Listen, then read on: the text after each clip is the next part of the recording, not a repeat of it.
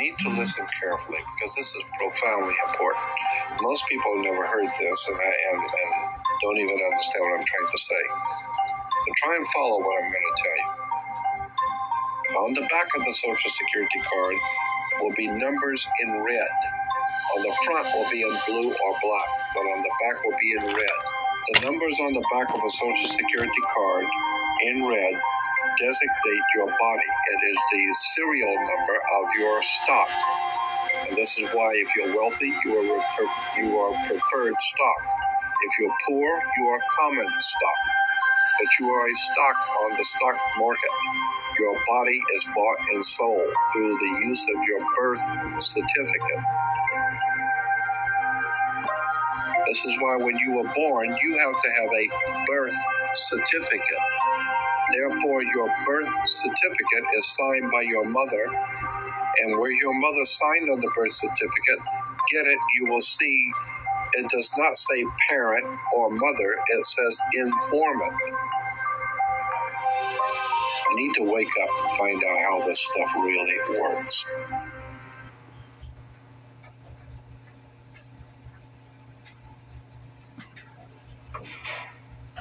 Your checking account balance is $15,812.91. It really worked! After the change of the century, coming into 1900s, decided they wanted to expand. They got so much money and they're doing so well. They thought maybe we could expand the business, move the corporation out a little bit. Let's expand business. Let's go to Germany or Europe and open up a big corporation there and take in their corporation, their government. We'll take them over. And the Germans said, "Hey, Jack, it's like a mafia. What are you coming over here? You're gonna buy me? I'll buy you. You don't buy me." Like the Godfather movie. And the American corporation, British American corporation said, "Unfortunately, maybe you didn't understand. Let me restate it so you understand. I didn't ask you. I'm telling you. We're moving in here. It's called a corporate takeover." And so there was a hostile corporate takeover where the American corporation decided they want to go take over in Europe and they didn't want to be taken over. Well, it's too bad. They take over anyway. So they called it a hostile corporate takeover. We call it World War I.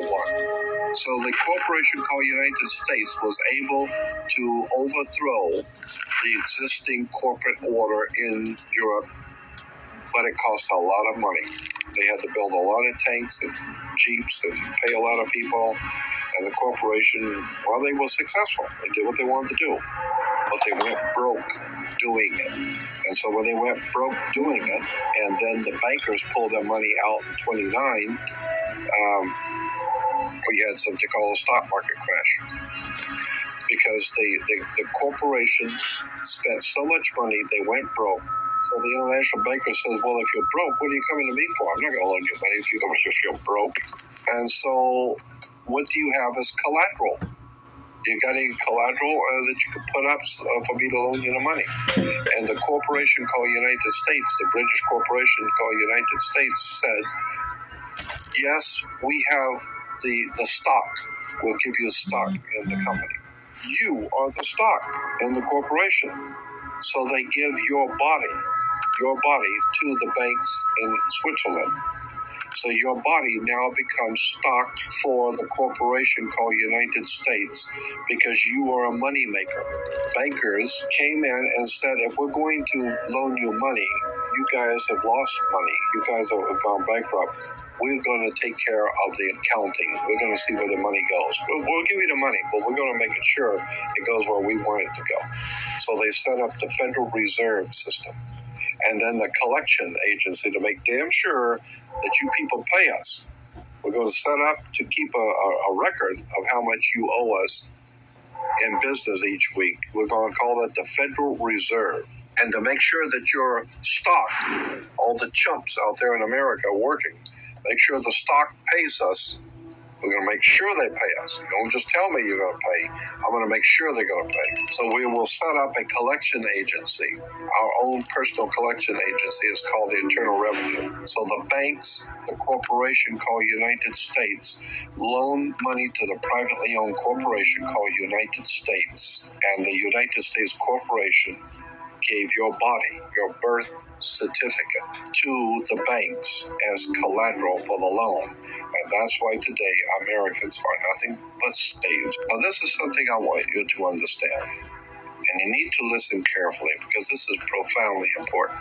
Most people have never heard this and don't even understand what I'm trying to say. So try and follow what I'm going to tell you. There are two kinds of law on the earth, as I've said. One is called civil law, which is the law of the land, and one is called maritime admiralty, which is called the law of water. Maritime admiralty is banking law. And the law on the maritime admiralty says that you, because you came out of your mother's water, are a maritime admiralty product. This is why the ship is sitting in its berth and is tied to the dock, and the captain has to give a certificate of manifest to the port authorities because money is changing hands. This is why when you were born, you have to have a birth certificate. It's got to be signed by the dock because that's where the ship is tied to, is the dock. So the dock signs your birth certificate. Why? Because you came down out of your mother's water. You came down her birth canal. You are a maritime admiralty product, and therefore your birth certificate is signed by your mother. And where your mother signed on the birth certificate, get it, you will see it does not say parent or mother, it says informant. Your mother was informing the bank that she has just produced another product to be bought and sold. England, the British Crown, through international banking, owns your physical body. And that's the law. You can think it's funny all you want. So the bottom line is that you are a maritime admiralty product. And on the back of the Social Security card will be numbers in red. On the front will be in blue or black, but on the back will be in red. The numbers on the back of a Social Security card in red designate your body. It is the serial number of your stock. And this is why if you're wealthy, you are preferred stock. If you're poor, you are common stock. But you are a stock on the stock market. Your body is bought and sold through the use of your birth certificate. And if you could get your original birth certificate back, you would find that on the back of the birth certificate are all the banks around the world. All over the world, banks have used your birth certificate because you are a stock in a maritime admiralty banking scheme where you make money for banks. So consequently, the corporation and government, people who want to control you, they create a second you. And that second you that they control, that they created, is all capital letters. Check it out. Anytime you get a bill, get a lawsuit, you get a fine, a ticket, somebody sends you a bill from the Department of Water and Power, check it out on your driver's license, on your Social Security card, on your insurance cards. Anything having to do with business, your name will always be in all capital letters because only all capital letters can be dealt with by banks and government. Anytime you have a name upper or lowercase, that applies to you. I got no control over you. You sign a contract in which your name is in all capital letters, now I can take you to court. Now I can take you. As a matter of fact, the judge sits on the bench. He rules from the bench. The word bench in Latin is a bank. Look it up in a Latin dictionary. So the judge rules from the bench. Right, because he's ruling for the bank. Why? Because somebody's going to pay. It's just a game here. The Queen of England wants a cut of the American blood. She wants a piece. Because somebody's going to pay, and the money's going to go where? Into a bank. That's right. The judge rules for the bank. So consequently, if you are working in California making money, you are then referred to as a franchisee. You're a franchisee of a foreign corporation. 1849 Constitution of California says, no California citizen will ever pay taxes in California state, ever. There will never be a state tax in California, ever. That's the Constitution of California. But if you say that you're a United States citizen, you're saying you work for a privately owned corporation called United States. Therefore, you are a franchisee of a foreign corporation. Therefore, you must pay the California Franchise Tax Board, not California State Tax Board. There is no state tax in California. You pay the California Franchise Tax Board because you're a franchisee of a foreign corporation on the maritime banking law, international law. You work for the Queen of England. Your butt is owned by the Queen of England in a corporation called United States, while a man called Bush is the president of the British corporation. You need to wake up and find out how this stuff really works. Because once you understand that you don't need to submit yourself as an American to a British commercial venture called courts. You're an American. You don't need to go to court. You only go to court because you agreed to go to court. When they send you a subpoena to court or summons to court, or they've sent you something, you look at it and say, hey, Jack, that's not me. That's in all capital letters. All capital letters is a corporation. It's a corpse. It's dead. Do I look like I'm dead to you? No, I'm an American, Jack. I ain't dead. And besides, I'll go to an American system for justice. I don't need no British Grand Lodge Masonic system called courts. This British Grand Lodge Freemasonic system called Inns of Court comes out of England. And it has manipulated, exploited, and lied to the people. And everybody in America thinks they got to go to court. Oh, the judge they've sent me something that I've got to go to court. I don't go to anybody's court. I'm an American. I don't need to go to court. That's the difference between being a free man and a slave.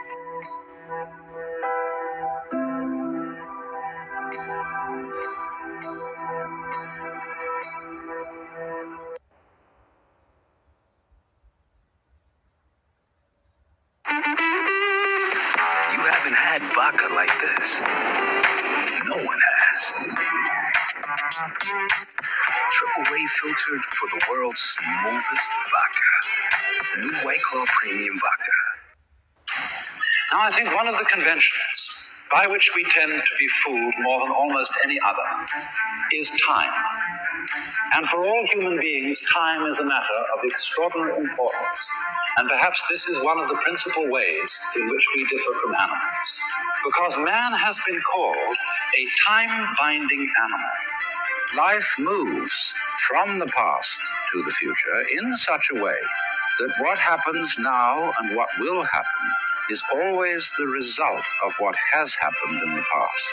Except occasionally by accident, some people get a glimpse that you are this universe at every moment, because you see it starts now. Let's take the small view, first of all. The now is infinitely short, and yet it's the only thing that is. In that case, this whole world is an illusion. It doesn't really exist. Now, the other side of the matter is this, that this short now is an illusion of the clock. We make our second marks on clocks as thin as is consistent with visibility, and therefore we always think of the present as crossing the hairline. That's too long, see? How short can you get? See? But really the present isn't like that at all. There is nowhere else but now. Everything that happens is happening now. Time is money, we say. I don't have enough time. Time flies. Time drags. And I think we should go into the question of what this is, because in our ordinary common sense, we think of time as a one-way motion from the past, through the present, and on into the future. You know, once upon a time it was fashionable in psychology for people to speak of man's and animals' instincts. that we have, for example, an instinct for survival, an instinct to make love, and so on. But nowadays that word has become unfashionable, and psychologists tend instead to use the word drives, and to speak of the need for food as a drive, the need for survival or for sex as drives. And that's a very significant word because it's brought out, isn't it, by people who feel driven. The whole idea of our being driven is connected with the idea of causality, of life moving under the power of the past. When the moment of letting go comes, when we see that every moment of life is now it. In other words, the object of life is no longer seen as something to grasp after in the future. The experience at the basis of Zen can be demonstrated by ordinary everyday life. The art of washing dishes is that you only have to wash one at a time. If you're doing it day after day, you have in your mind's eye an enormous stack of filthy dishes which you have washed up in years past, and an enormous stack of filthy dishes which you will wash up in years future. But if you bring in your mind to the state of reality, which is, as I've pointed out to you, only now, this is where we are. There is only now. You only have to wash one dish. It's the only dish you'll ever have to wash, this one. Because in reality, there is no past and there is no future. There is just now. So you wash this one. And instead of thinking, have I got it really clean, as my mother taught me with an angry voice, that I had to get every little scrap off it, and she got, but instead, you turn the cleaning movement into a dance. Like this. And you dig that. And you swing that plate around, and you let the rinsing water go over it. And you put it off in the rack. Crazy. See? Take the next one. And you get this rhythm going. See? And you're not under compulsion all the time. That is to say, a creature who is vividly aware of the fact that his life moves, as it were, along a line from the past through the present and into the future. Animals apparently live pretty much moment by moment. We actually spend most of our time and a great deal of our emotional energy living in time which is not here, living in an elsewhere which is not concretely real. So much so that although we may be quite comfortable and happy in our present circumstances, if there is not a guarantee, not a promise of a good time coming tomorrow and tomorrow and tomorrow and tomorrow, we are at once unhappy, even in the midst of pleasure and affluence. And so we develop a kind of chronic anxiety about time. We want to be sure more and more, because of our sensitivity to the feeling of time, we want to be sure more and more that our future is assured. And for this reason, the future becomes of more importance to most human beings than the present. My goodness, don't you remember when you went first to school? You went to kindergarten. And in kindergarten, the idea was to push along so that you could get into first grade, and then push along so that you could get into second grade, third grade, so on, going up and up. And then you went to high school, and this was a great transition in life. And now the pressure is being put on. You must get ahead. You must go up the grades and finally be good enough to get to college. And then when you get to college, you are still going step by step up to the great moment in which you're ready to go out into the world. And then when you get out into this famous world comes the struggle for success in profession or business. And again, there seems to be a ladder before you, something for which you're reaching all the time. And then, suddenly, when you're about 40 or 45 years old in the middle of life, you wake up one day and say, I've arrived. And by Jove, I feel pretty much the same as I've always felt. In fact, I'm not so sure that I don't feel a little bit cheated. Because, you see, you were fooled. You were always living